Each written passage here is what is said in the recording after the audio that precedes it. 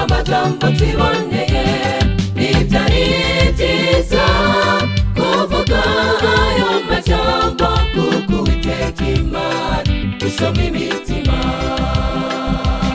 Hari ukuntu tugenda tuvuga amajambo mabi, tweho abantu tureba mugi tureba ibiboneka, ntidusoma mu mitima tureba iby'inyuma, ariko ibyo bikadutera kuvuga amajambo tuboneye n'ibyari byiza kuvuga ayo majambo kuko Uwiteka Imana usoma imitima. Yesu yavuze ati muze musenga cyane kuko ibitsitaza mu gihe cy'imperuka bizaba byinshi. Muze musenga cyane kandi mugabanye kuvuga, ahubwo mwiragize Yesu azababera umucyo. Yesu yavuze ati muze musenga cyane kuko ibitsitaza mu gihe cy'imperuka bizaba byinshi. Muze musenga cyane kandi mugabanye kuvuga, ahubwo mwiragize Yesu azababera umucyo.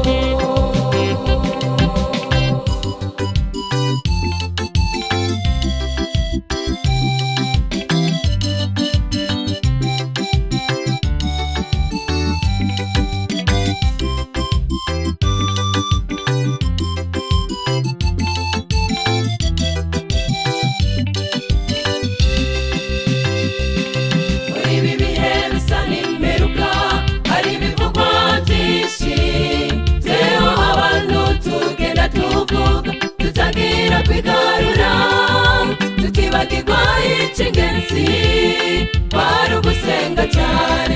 Ibisigaye tubirekere Imana isoma mu mitima, tugakomezanya buri wese adashoboye muri byose twiragize Yesu usoma imitima.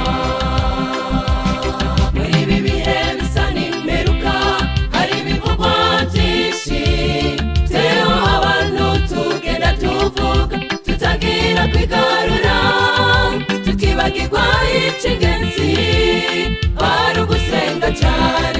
Ibisigaye tubirekere Imana isoma mu mitima, tugakomezanya buri wese adashoboye muri byose twiragize Yesu usoma imitima. Yesu yavuze ati muze musenga cyane kuko ibitsitaza mu gihe cy'imperuka bizaba byinshi. Muze musenga cyane kandi mugabanye kuvuga, ahubwo mwiragize Yesu azababera umucyo. Yesu yavuze ati muze musenga cyane kuko ibitsitaza mu gihe cy'imperuka bizaba byinshi.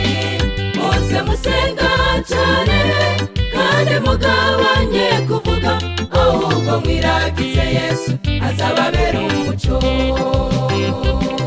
Yesu yavuze ati muze musenga cyane kuko ibitsitaza mu gihe cy'imperuka bizaba byinshi. Muze musenga cyane kandi mugabanye kuvuga, ahubwo mwiragize Yesu azababera umucyo.